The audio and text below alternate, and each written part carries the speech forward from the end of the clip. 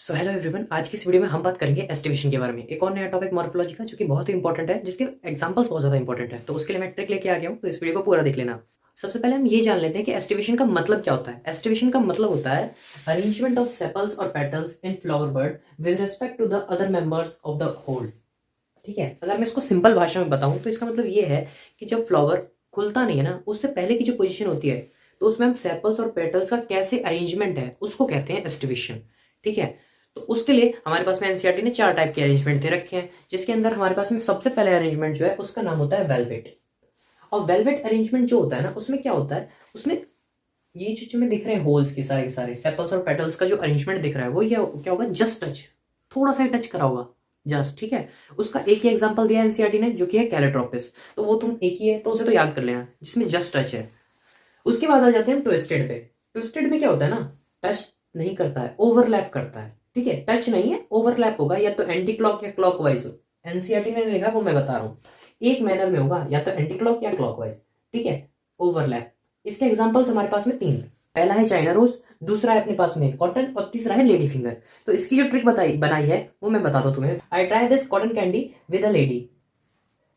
I try this a cotton candy with a lady, जिसमें try से आपको याद रहेगा कि मैं ट्विस्टेड के बारे में पढ़ रहा हूँ। आपको कॉटन से सीधा कॉटन याद हो जाएगा, कैंडी से आपको चाइना रोज याद हो जाएगा, और ए से एस्टिमेशन के बारे में बात चल रही है यहाँ पे, और लेडी से लेडी फिंगर याद हो जाएगा।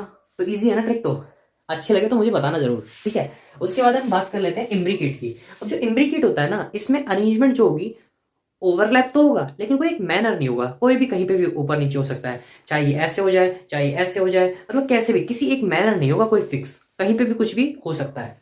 तो इसके एग्जांपल्स क्या है हमारे पास में? 2 है, एक है कैसिया, एक हो जाएगा गुलमोहर। इम्ब्रिकेट की मैंने 2 ट्रिक बनाई है। पहली ये है I am a Gulmohar with cassia, और दूसरी बनाई थी I am a Gullu with कैसी। ठीक है, अब वो तुम्हारे ऊपर है, या तो गुलमोहर से याद कर लो कैसी है, ठीक है, या फिर तुम दूसरी कर लेना, जिसमें आई से तुम्हें याद हो जाएगा इम्ब्रिकेट, और ए एम से तुम्हें खुद पता चल जाना चाहिए कि मैं एस्टिवेशन के बारे में बात कर रहा हूँ। जी से गुलमोहर हो जाएगा, और कैसिया सीधा, मतलब इसके अंदर ना, ट्रिक के अंदर ही सारे एग्जांपल्स आ रहे हैं, तो कुछ ऐसा अलग से याद सोचना नहीं पड़ेगा। उसके बाद हमारे पास में बचता है लास्ट, जिसको कहते हैं वैक्सिलरी। और वैक्सिलरी जो होता है ना, उसमें क्या होता है ना, एक सबसे बड़ा होल होता है ऊपर। मतलब वैक्सिलरी जो होता है उसके अंदर क्या होता है, एक सबसे बड़ा होगा जो कि ऊपर होगा, उसके अंदर क्या होंगे, 2 होंगे नीचे छोटे छोटे, और उसके नीचे एक होगा, 2 होंगे जुड़े हुए। ठीक है, अब जो सबसे ऊपर सबसे बड़ा वाला था उसका नाम होता है, वो होता है स्टैंडर्ड, जिससे सबको ओवरलैप करा हुआ है। उसके नीचे 2 होते हैं, तो उन दोनों का नाम जो होता है, जो नीचे होते हैं ना, उन दोनों का नाम होता है विंग्स। लेकिन जो दोनों नीचे जुड़े हुए हैं उनका नाम होता है कील। ठीक है, एग्जाम में इससे क्वेश्चन नहीं आएगा क्या होगा, लेकिन एनसीईआरटी ने दिया तो मैंने बता दिया है, याद रखना। एग्जाम्पल्स जो है इसके वो मेन है, वो क्या क्या है, 2 ही एग्जाम्पल दिए एनसीईआरटी ने, एक है मटर और एक है बीन। इसकी भी मैंने ट्रिक बना दी है, वो ट्रिक ये है, वैक्स विद पापा एंड भाई। वैक्स विद पापा एंड भाई। तो वैक्स से आपको याद रहेगा वैक्सिलरी की बात हो रही है, पापा से आपको याद हो जाएगा कि मैं मटर की बात कर रहा हूँ, और भाई से याद हो जाएगा बीन की बात कर रहे हैं। अगर आपको ये वीडियो अच्छी लगी और इसके अंदर बताई हुई ट्रिक्स भी अच्छी लगी, जो कि मेरी हैं, मैंने कहीं से कॉपी नहीं करी है, तो मुझे जरूर बताना, ताकि मैं आप लोग के लिए ऐसी ट्रिक्स और लेके आ सकूँ इस चैनल के ऊपर।